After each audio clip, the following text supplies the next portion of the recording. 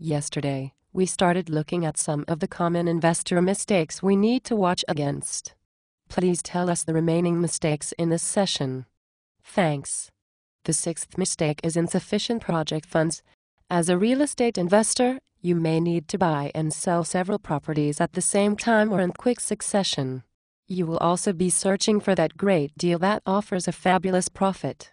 If you have insufficient funding, you may need to refurbish 2 or more houses before they can be sold. This may mean you can't move to further investing until you have generated extra cash for additional purchases.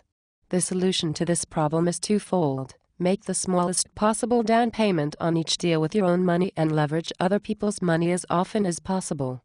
Secondly, establish a relationship with a hard money lender or private lender, somebody with an endless flow of cash they are willing to lend if you can convince them your deals are sound.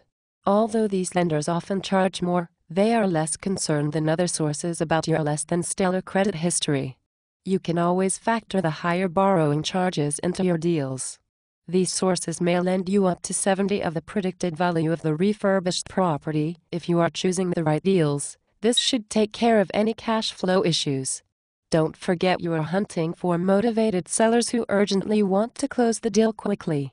An alternative way of investing in real estate is to create a limited partnership, establish an upper limit on the investor's liability and enter into a partnership with a real estate professional.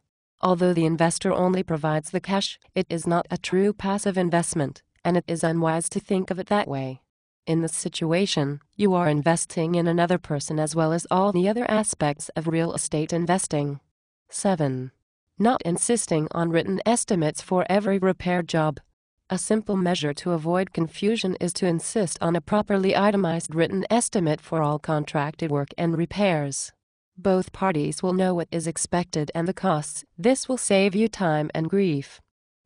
For each job you award, have a signed contract that includes a scope of work section which will detail necessary specifications, work to be done, materials to be used, etc. A well-worded contract will include elements covering cleanup upon completion, damages, responsibility for work permits, delays, payment schedule and the total budget costs. Well-written contracts also allow you to accurately evaluate alternative contractors. 8. Failing to properly check a tenant's background. If you are a landlord renting out a property, you must verify if your prospective tenants have been evicted from a previous property. If so, they probably know how to play the eviction game and will play it with you. As a landlord, turnover of tenants represents your major running cost. You may lose 1 month's rent each time you prepare the property for the next tenant. If you need to evict a tenant, the process can take up to 6 months in some provinces and will dry up your cash flow for the unit during that time. Even if you are awarded the arrears by a court, it can be very hard to collect. A more prudent move is to complete an eviction background check on all prospective tenants using an online service. This national service costs between $40 and $60. You can insist the client gives you the fee when they apply for the unit. You could even charge a small markup and make a little money together while gaining peace of mind. 9. Punishing bad tenants without rewarding good ones. A good tenant is a great asset, and a little consideration goes a long way. Perhaps you can redecorate a room or buy a new carpet for a tenant who has paid rent on time for at least 1 year. Even purchasing a Thanksgiving turkey or a Christmas basket could be an inexpensive gesture that will encourage a great tenant to stay, thus reducing your expenditures and helping your bottom line. Finally, the 10th mistake you should avoid is letting the tenant's problems affect you.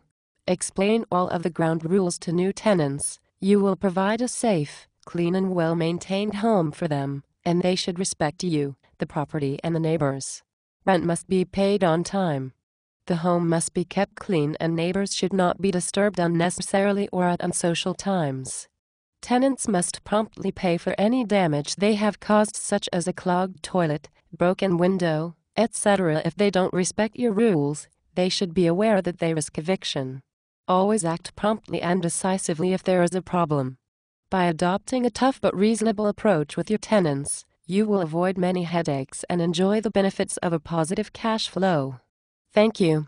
Tomorrow we will touch on some of the common mistakes for renting and tenant buyers. See you then.